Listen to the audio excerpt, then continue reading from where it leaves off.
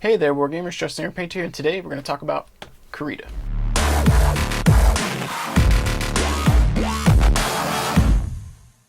Alright, so you guys don't need a product review or something on dice, but we picked this up at, I think it was Adepticon 2018, something like that, I don't know.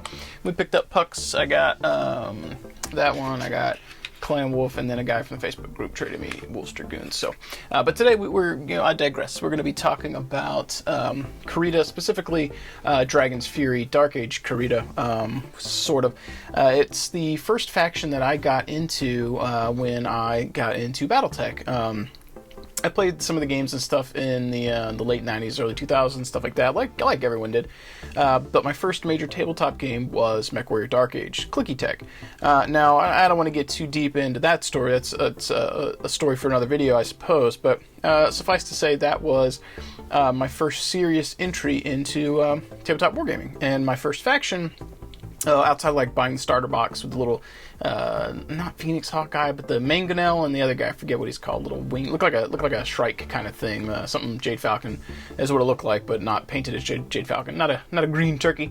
That said, once I got that, I went straight to eBay and I bought a lot. I didn't know what I was buying, but there was a lot. I think it was like $100, and it happened to be Kurita / Dragon's Fury. That was my first major faction, and my first rare miniature I got was Kaze, if I said it right, Kaze Loki, piloted by the Bounty Hunter. I even remember his ability called It's Just a Job, and if he rolled double sixes or double ones versus a mech with a unique pilot, or something to that effect, didn't matter if the double ones would miss, didn't matter that double sixes were crits, he killed the pilot, which was cool. The mech still functioned, but the pilot's card was removed from the game, which was pretty neat. He himself wasn't amazing beyond that, like he could hit, but his defense was crap.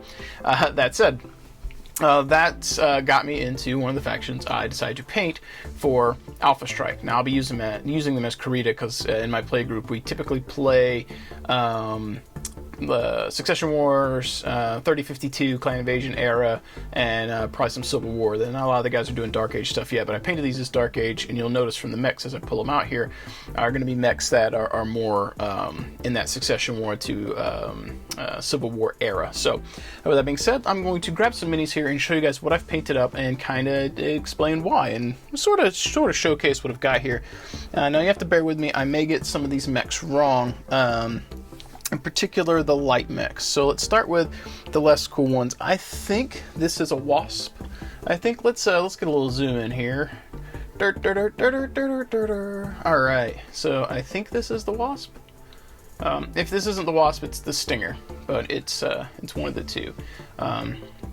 So when I decide to start a new faction or a new group of minis for Battletech, I usually start by picking lances, and then I'll paint something up. And usually I can't just settle on one lance. It's got to be like 3 lances, which I think is a company. So I'm going to be starting with the kind of light mech selection here, and I picked this little bro. I think he turned out pretty cool.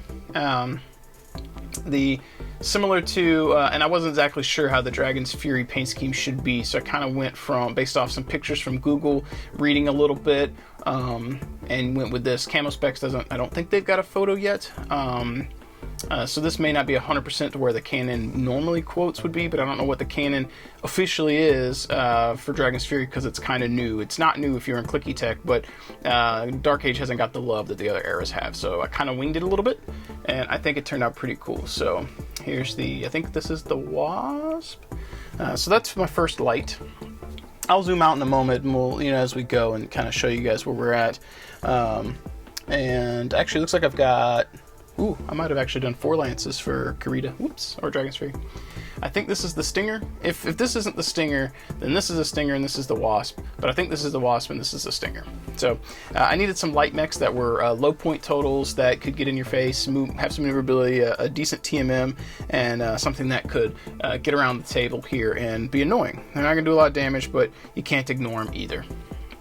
So I've got that kind of maroon, blood reddish color on top, got that gray black on the bottom, which I think turns out really nice, and it contrasts well with the basing. Right, got our Dragon's Fury icon there. These are Fighting Piranha Graphics decals that I picked up from Fortress Games and Miniatures. Great prices on these. I've been using Fighting Piranha since before Fortress Miniatures started stocking them. They've always got me stuff really quickly. Some people on the internet are naysayers in the groups, and they've talked a little bit of crap about the speed with which the Fighting Piranha Graphics have shipped, but mine always shipped quick. I don't know, I usually got them in a couple weeks. Your mileage may vary, of course, but I got them pretty quickly.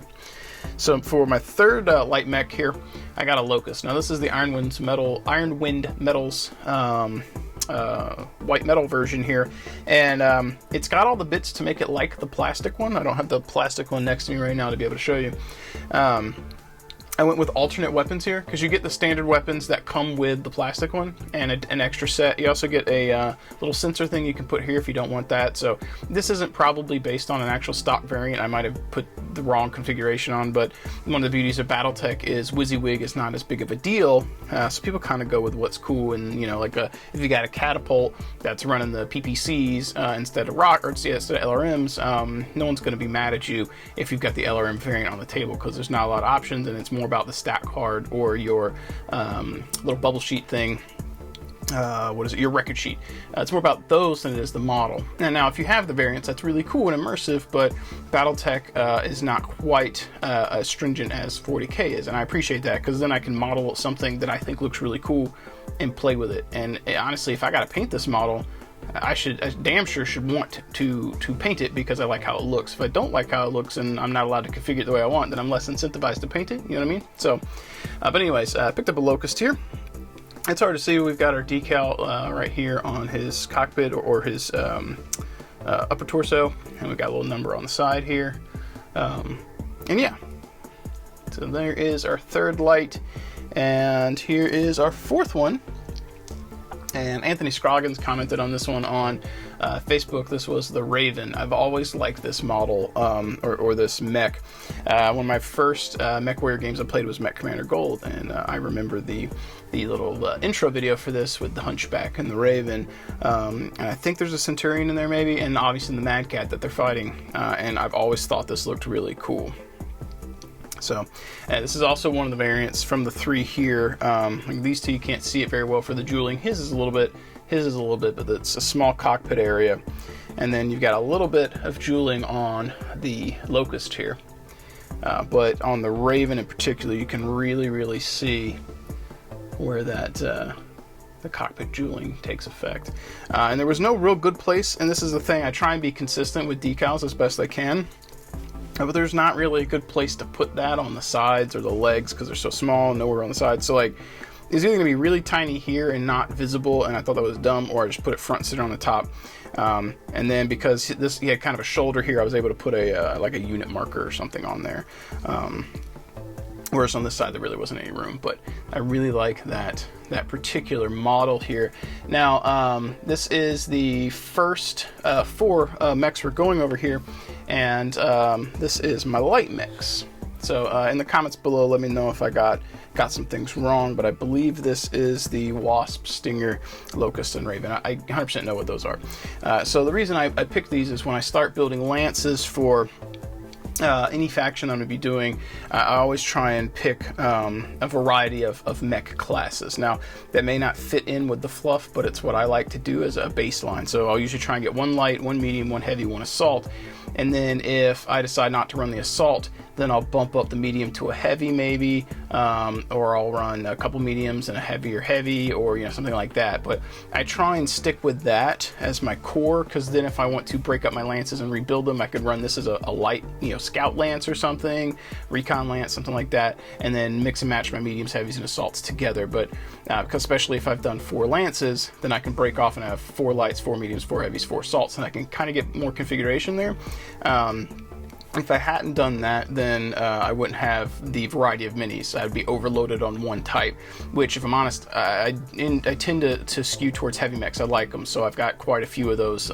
There's some lances that don't always fit what I just described. Some of them lean more on the heavy side, but I typically try and field a light. Especially now, when I first started, I was painting a lot of mechs that I thought were cool and they function. I didn't have enough variation in the light department, so I've tried to fold that in so I've got options, because I feel like this isn't a backbone. I can't say it's the tip of the spear, but these are kind of your jack of all trades. They do a lot on the table even if you don't feel like it, especially in Alpha Strike. If the Locust gets hit, and I play with modified damage rules, but if he gets hit, he's usually done. Maybe can take one hit, and then, you know, the second hit usually takes him out. But you're leveraging that TMM, you're leveraging cover, you're running him around using terrain. If you get behind your enemy, the variant of the Locust I run's got 2 damage at short range, so behind them he's got 3, and that's nothing to scoff at in Alpha Strike, right? So your enemy can't ignore them, and then if you're in trouble and you want to be running around to make sure your TMM's up, make sure you're using terrain, as long as he can see something, he could be your spotter, which is very helpful. And I like that with all of these. I believe these 2 in particular have jump jets and decent TMMs. Same thing that I'm kind of leveraging with Locust. I can move these up, get them in positions I want. You know, if I'm not worried about doing damage, I just want to be a spotter or really harass, pop those jump jets, you know, and get that +1 TMM on them, just to make them even harder to hit. Essentially, your scouts, your spotters, your harass units, your pawns. They're a jack of all trade, in my opinion. So I like having a variety and trying to roll them in so that I can use them for my lance construction. So these are the lights that I built for my Dragon's Fury. Next, let's get into the mediums. Now, we've got quite a few here, and I may mess this up because some of these might be considered heavies, or they might be like light heavies or heavy mediums, but we're going to get into the next weight class here. And let's start off with old Derpy, and as we're bringing him in here, let's get a little zoomage. So Marcus Glausak, I'm gonna mess it up, Sabat TC from Twitch. He sent me a bunch of mechs before I got my Game of Armor Combat box, and this is one of them. It's a really old Hunchback. I believe the bottom of he's metal. I glued him on a base. The bottom of his base, I think, said 86. So that's an old Hunchy. And again, because I played the old Mech Commander games, the Hunchback's always had a soft spot in my heart. I think it's really cool. Now this one's cute and goofy and kind of ugly because it's super old, but it's got that nostalgia feel for me, right? And the thing I like about the Hunchback is I feel like in Alpha Strike, I don't know how he functions in Classic. Preface everything I'm saying or take everything I'm saying with a grain of salt when compared to Classic. And Alpha Strike's the only thing I'm semi-familiar with. His mobility's okay. I think there's a variant with jump jets. He kind of wants to be at medium to short range, but I find him to be a reasonably tanky medium mech. I like him pretty good. He can take a beating, he can dish something, and can't be ignored. And I really like having mechs with lots of hit points so that you have to invest firepower to take them out. And the more stuff I'm throwing at you in your face that's tanky, whether it's hard to hit or not, the more stuff that's in your face, the less rounds that are coming to my backline, and the more that you have to invest in these. And if you ignore these, you know, Hunchback's just going to walk forward and shoot you, you know. So this is the first of our mediums, and I really like the old Hunchy. And the second of our mediums, let's get into it. Oh snap, there we go. Got us another Hunchback. I bought this one, I think I got this from Fortress. I liked the variant, if I'm honest with you. It was the quad barrel. That was super duper cool, I thought. Again, wasn't sure on where to put the iconography, so we got one on his shoulder, decal here, and then he's got his little like unit designation there. I thought the jeweling on the cockpit was cool. His kind of running pose is pretty neat, and just all in all, I like that model. It's pretty cool. And again, like I was saying, having in-your-face, reasonably tanky for the tonnage or weight class mechs to throw in your face. I really like that. So 2 Hunchbacks here. And then we've got, I think, let me just make sure. I believe this Shadowhawk here, I think this is a medium. Pretty sure it's a medium. I think it's a 45 tonner. I could be wrong. Correct me if I am, guys. It's been a little bit, but we'll get through the showcase nonetheless. So I'm a big fan of the Shadowhawk, the Iron Wind Metals version. They've got 1 or 2 that I've bought. This particular one, I may have got the same one twice. I like having a little bit of ability to pose them. I like having the jump jets here, the cannon here. Got some nice areas for jeweling, and just all in all, super cool mech. And when I'm using him, I don't like to get shot on the Shadowhawk very often, but I play him like a sniper. So it's where the Hunchbacks, I have no problem running up and getting in your face with these guys. This particular guy, I like to play the side of the field, the flanks, use terrain, use jump jets to get up on a high ground and in cover, and leverage his shots from range. I think there's a couple variants I've used with him depending on point totals and era, but at medium to long range, there's a variant that has 2 to 3 damage, I believe. I think there's 2. I think there's one of these I run that's like a 1-2-2, and I think there's one that's like a 1-2-3 or a 1-1-3 or something. I don't know. I think it's got 3 at long range or 3 at medium, whatever. Depends on the era, but I really like that. It's not a lot of damage, but being able to use the jump jets, leverage the cover, and get him into a sniping position, I find is pretty cool and very useful. And honestly, I feel like if you're not sure what to build for Battletech, you can't go wrong with a Shadowhawk. I feel like that's a pretty iconic mech to have in a force. And then for the last of our mediums here, that's a lot. I may have one more medium over there. Actually, I may have a couple extra mediums, a couple of extra heavies because of the lance compositions here, because I don't think I've got 4 assaults. So we've got the Griffin. I always like, if I can, to run a Griffin in tandem with a Shadowhawk. I'm not sure why. I think it's because their stat lines are very similar. I think it's because they both have jump jets and do similar things. I really like the Griffin. It's very iconic, I think, mech. You can get into a variety of places. There's a variant with him that's got 3 damage as well at pretty sure medium and long. That makes him pretty annoying. The most common variant I use, I believe, has 2 damage at medium, 2 at long, so it makes him really good for just consistent annoyance. But I really like this mech. And anyone who's got the new beginner box, this guy should be familiar because he comes in there and he's on the cover. So I really like that guy. So that's our 4, maybe 5 mediums. I'll pull out another one in just a moment. But here is where we are. And so we've got the next 4 that we've gone over here. So we've got our Hunchback, Shadowhawk, and Griffin. So Hunchy is the other Hunchy. Pew, pew, pew. We've got our jumpy shooty guy, pew, pew. And these are all metal, so I'm trying to be careful not to chip them. They're sealed with a couple layers of varnish. Actually, this one's plastic, I forgot. So, but that's our next 4 here. And then the one that he might be, I think he's a medium. Pretty sure he's a medium. This is one of my favorite ones from the group that I painted. Now, this one is not in the 3052 era. I believe this is in the Civil War era where he comes into play, but the Uzil. I remember this on the cover of, it's either MechWarrior 3 or 4. He's on the cover and he's shooting. He's also on the cover of, I think, Interstellar Operations, I think. But this mech looks super cool to me. His hitbox in like MWO is not practical. He's huge. He's going to get blasted. But I think it's really nice. And for the effort that I put into these, now I meant to do this at the beginning of the video. I forgot. This was a speed paint challenge for me. I usually paint really slow.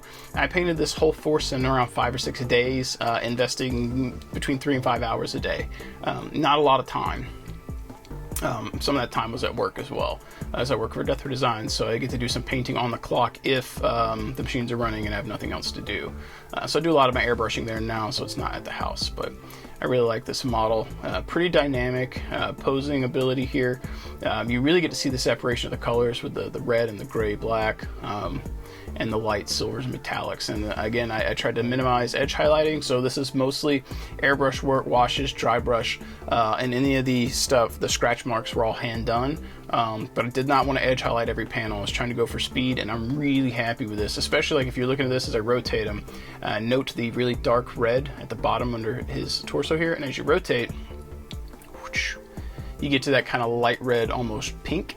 I kind of went with that sort of look because Angel Geraldes, you'll see him online. He does a lot of stuff with Infinity. He's not watching this video, but if you are Angel, you're the man. He's definitely not. I'm small potatoes. But I generally, in the past, have gone with more of an orange, almost highlight on red. I went with something a bit more on the pale side, pink or flesh kind of color. And I think it turned out really well, and it gave me a nice tone that I wasn't expecting. So that was a new thing for me, and hopefully with my future models, I'll be able to replicate it. I didn't keep the mix because I mixed paint to do that, but I should be able to get pretty close on future ones. But I can't remember if this guy's a medium or heavy, but I think he's a medium. So I think that puts us at currently 5 mediums at the moment. Now let's get into heavies here. Now I've got 2 of the same one. I was told you can't go wrong with the Wolverine which I'm pretty sure is a heavy. This could be medium, but I think it's a heavy. Again, you guys in the comments will probably correct me here, but I was told you can't go wrong with a Wolverine.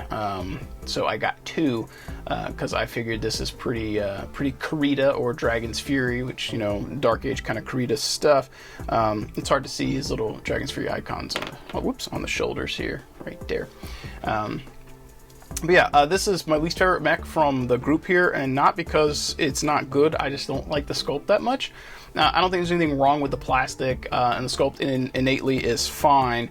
I just think that there are cooler sculpts out right now, and maybe it's the pose, it just feels a little lackluster. That doesn't mean it's not a good mech. It just means for me and my aesthetic tastes, I'm not as big of a fan of the Wolverine there. Even this guy's a little static, but I like that a lot better than the Wolverine pose. So now that brings us to, let's do a quick little zoom out here. We've currently got 4 lights, 5 question mark mediums, I think 2 heavies. Again, you guys in the comments correct me on that Wolverine, I don't recall. So we've got a few more heavies to get into here, and I feel like for classic or iconic Battletech, it's also one of those things where you can't go wrong with a catapult.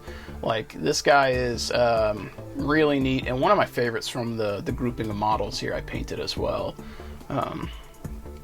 The icons look really good on it, they show up, or the decals, the jeweling effect on his cockpit, the transition of color to the top. And again, this was all pretty simple stuff, and I'm not trying to patronize anyone because everyone's got their different skill levels with painting, but I didn't spend a whole lot of time doing little tiny details. So like these missile pods are not, or tips aren't super crazy detailed, just dotted a little bit of white.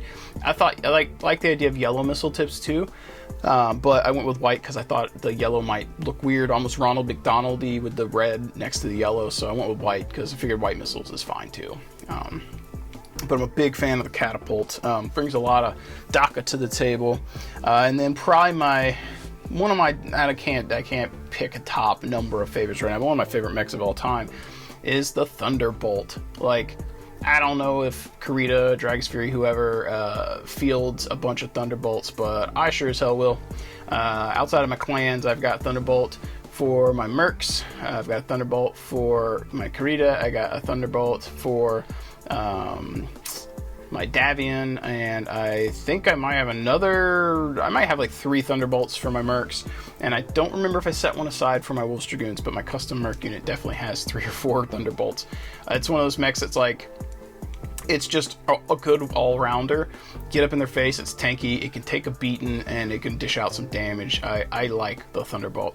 Now, while I'm saying this, there's probably somebody just furiously typing in the comments about the cockpit jeweling, and not to sound conceited, but I don't care. I've had that conversation come up since I painted my first one years ago. I am aware that, let's see if I can get that to focus on him. Is it going to give it to me? Let me zoom out just a smidge. It struggles, the camera struggles when I get super hyper close. I am well aware that the cockpit is actually below where I did the jeweling. It's right in there. I know that. I've been told that. I still paint it this way because it's my model and I like that. I think it's cool. People out there can think it's wrong, but it's my model, so it's the right way for me. And anyone who complains about where I did the jeweling, I'm just like, cool, my mech warrior's got a reinforced sunroof, and when he ejects, that just flies off and he flies out of it. That's the way I look at it. I honestly don't think anyone at a gaming club is going to look at this and be like, oh my god, this model is terrible because the jeweling is bad in the wrong spot. And if they do, whatever, I painted, it's my model and I'm happy with it. But yeah, just wanted to get that out of the way because that came up on Instagram when I painted my first Thunderbolt, I think like 4 years ago. It was right when the Game of Armor Combat came out. I forget what year it was, but I had some nasty Graham comments, some messages about it. It's like, you didn't paint it, I did, whatever.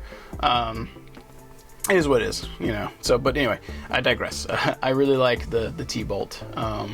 And of the models that have been metal and converted to plastic, I think this guy's resculpt is primo. I think it's top notch. it's a big upgrade. There's some plastics that I think are okay, and there's some metals that I've had that I think aren't very good. But then there are some metals that I think are better than some of the plastics. They're annoying to work with, but visually and aesthetically speaking, they're very nice. So for me, I like to have a variety. The Thunderbolt's the one where like I don't like most of the metals. The Griffin, on the other hand, I've got a couple. I think I've got 2 metal Griffins, 2 plastics, and I've got 2 or 3 metal Shadowhawks, and I've got 2 or 3 plastic Shadowhawks. I think that those are comparable and they're good, and I like having the alternate poses on those particular mechs. So, anyways, that's our next heavy there. And now let's bring up the last of our heavies, and there's gonna be people who like this mech or don't, but the old school rifleman. I'm proxying this as, insert whatever rifleman I need that's not a clan variant, just standard rifleman. I fell in love with this sculpt when I saw it. It came across Google. I was Googling for reference images, so I had a pretty cool idea, or good idea, of what I wanted to do for mechs, and this rifleman came up and I was like, yo, what the hell is that? And then I looked it up and I ordered the model.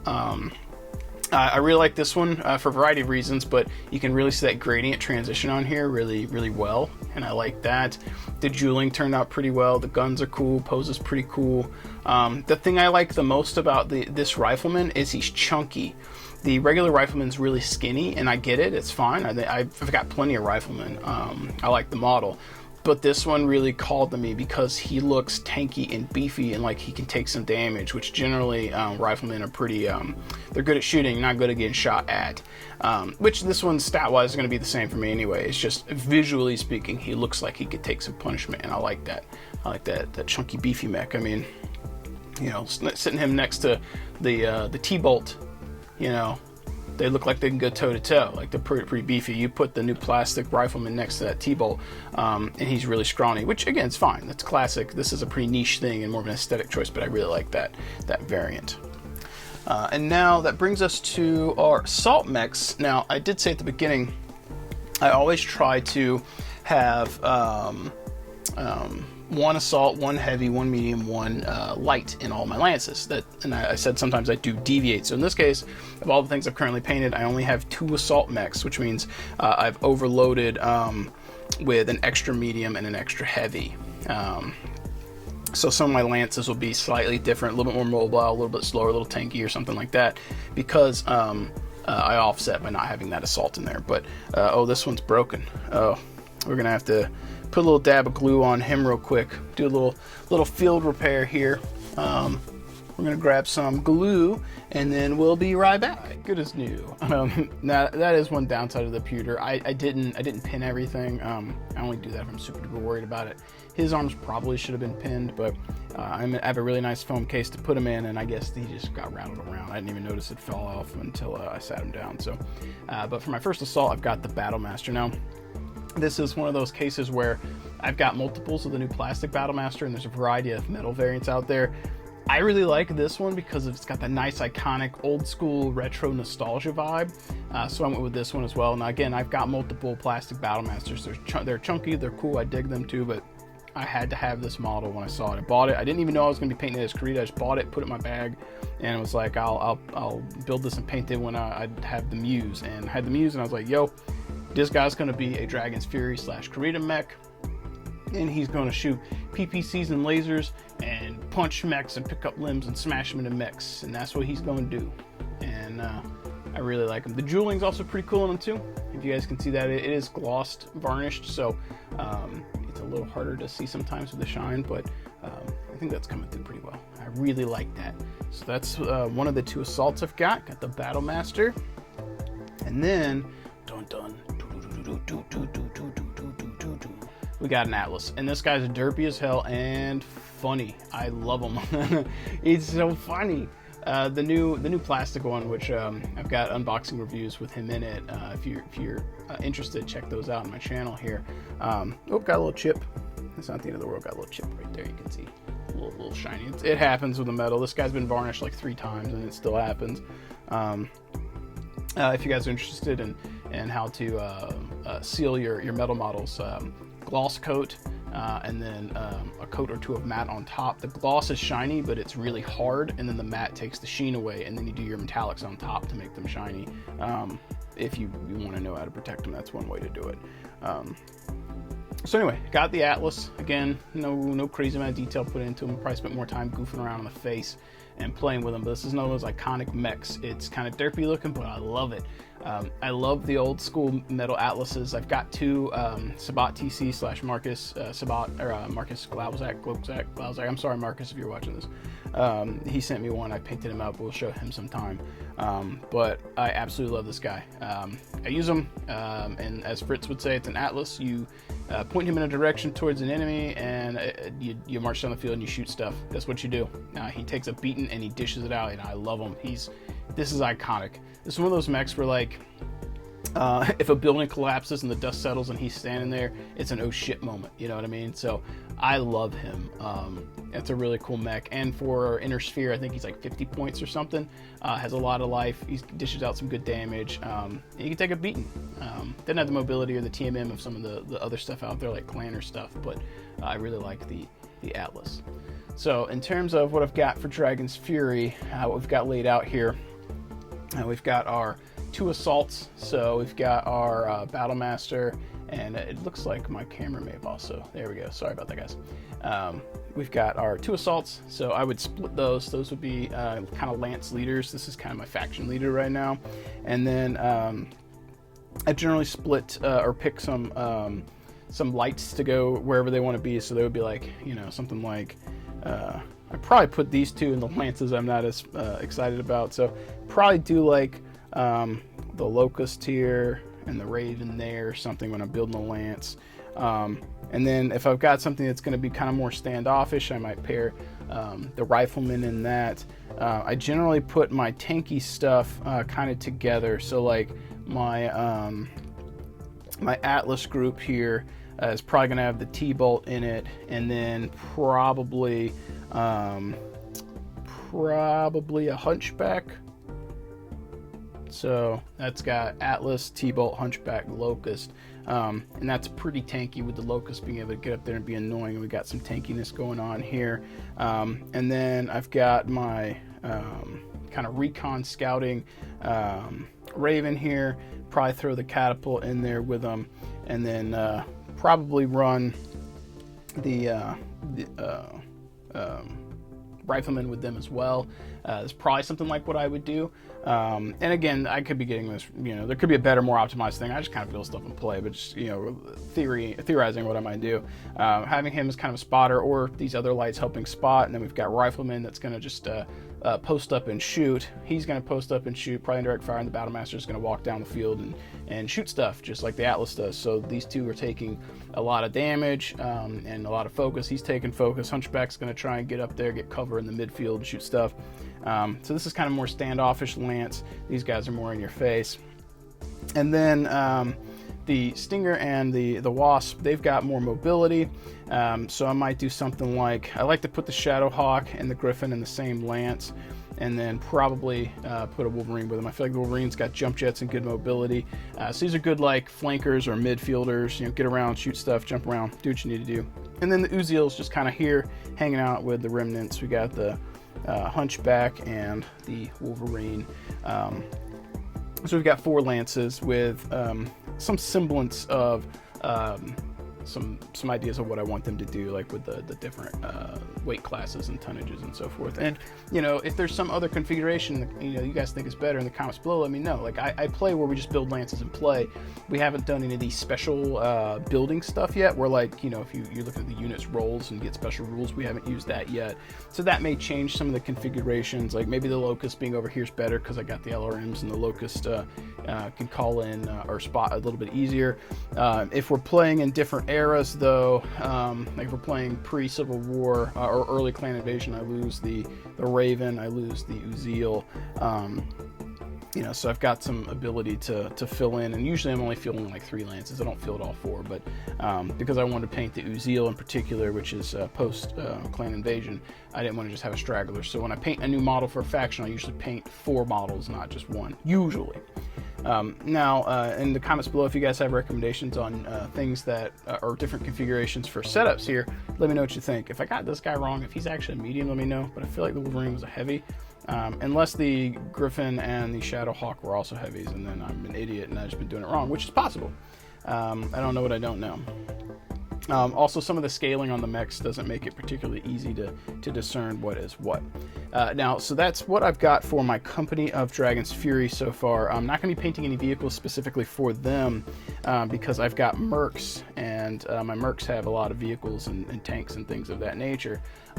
So if I need to bring in combined arms, I'll have tanks, artillery, infantry, and stuff like that, VTOLs, that will come from my MFA, Mortem Ferrum Angelus, Death's Iron Angels.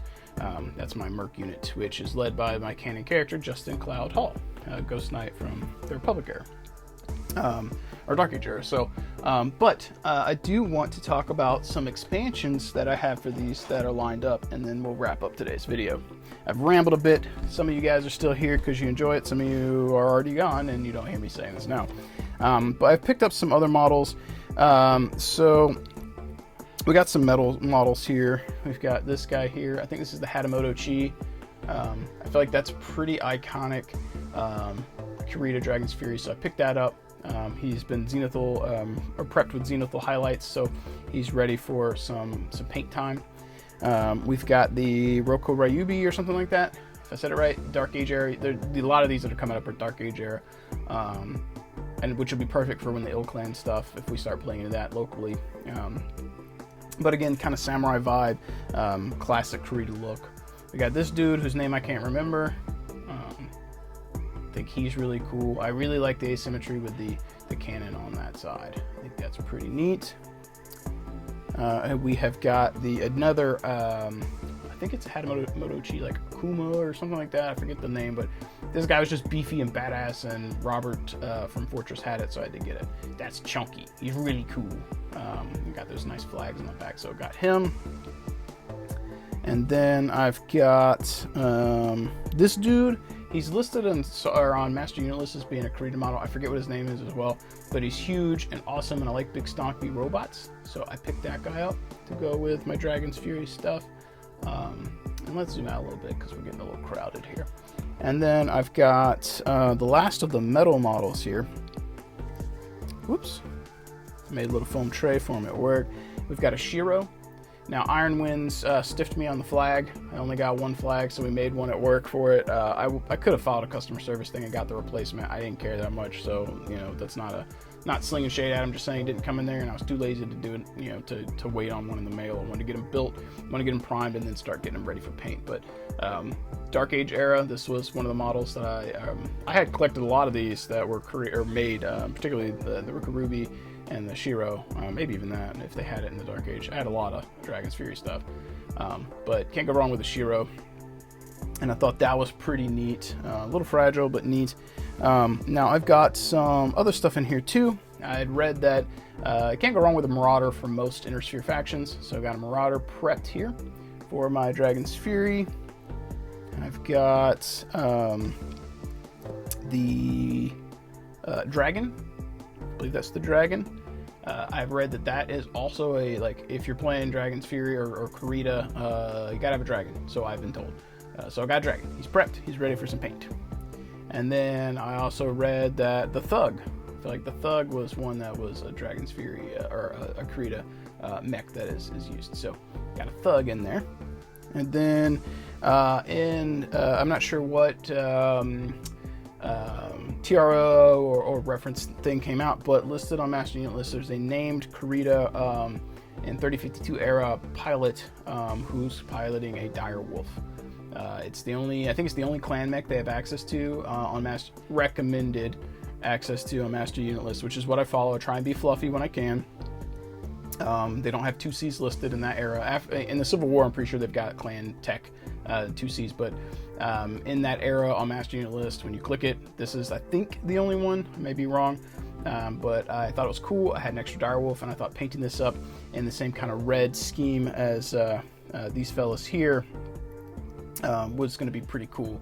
So if I got that gray black legs and the red up top and then the Dragon's Fury icons on it, I think that's going to look really sick. Now, granted, it should be Karita because it's a Karita named guy, but I want to use it with those, and I'll just use his rules, a little bit of proxy. But I think that's really, really neat. So now you'll notice that there are 10 mechs here. I did not do these particular ones in groups of 4.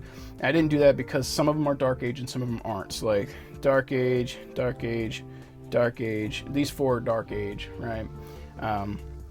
I believe the other 6 are not, and then if I have to rotate out because we're playing like early clan or pre-clan, if I have to rotate out, I may have to drop the Dire Wolf or and the Uziel and the Raven, things like that. So I wasn't as worried about it, but usually if I paint a new model, I won't paint just one, I'll paint a group. So this is what I've got, and before we sign off for the day, made these little trays at work to store them in.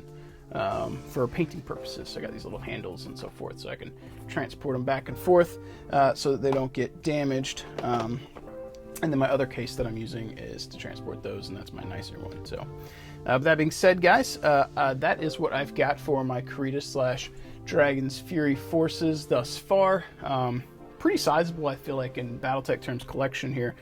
16 models plus another 10, so 26. I think that's pretty good. That's a lot of mechs. It's a good variety, and that's probably where I'll stop with them for now, and then I might do onesie twosies later on, especially because I didn't do groups of 4 here, so I could pick up 1 or 2 and fill that out. But I'm trying to make this blanket multiple eras is the reason why I kind of picked what I picked and did what I did. So we may come back later, talk about different strategies and tactics for what I've learned with these, what I like to do with them. But if you have things that you would recommend, sound off in the comments below. If there's different configurations you'd like to recommend I try, also let me know. And if you have fond memories of playing Battletech as a kid, or Clicky Tech, or the video game, something like that, let's get a conversation going in the comments below. I'm kind of just rambling here. You're clearly listening to me talk about something that I'm passionate about and I like, but I'd like to extend a hand here and engage with you guys. Have a little bit of friendship, have a little bit of conversation. This is my kind of therapy, so to speak. This is my outlet. Right now I'm at home, it's quiet, and no work tonight, so I'm just sitting down talking about Battletech and sharing it with you guys. So I'd like for you to share your thoughts and your comments with me. As always, I hope you guys enjoyed. If you did, hit that like button, subscribe to the channel. If you like my paint jobs and you'd like to pick up some paints and paint some stuff of your own, check out Monument Hobbies. 99% of the paints I used on these miniatures are from their Pro Acryl line, supplemented with a little bit of Green Stuff World inks, but the majority is the Pro Acryl. And if you're looking to pick up some Battletech minis, especially when Wave 2 hits, check out Fortress Miniatures and Games. I picked up a huge chunk of these, if not all of them, maybe 1 or 2 I had to order on eBay. I think the Rifleman in particular, Bobby didn't have. But I ordered most of the stuff from Fortress. Super chill guy, he's local. If you support him, it's kind of a secondary benefit for me because it keeps his doors open, which means I've got a local place to congregate and enjoy all things Battletech. With that being said, folks, thank you so much for hanging out with me today. Hope you're having an awesome day and getting some Battletech time in. As always, catch you guys next time.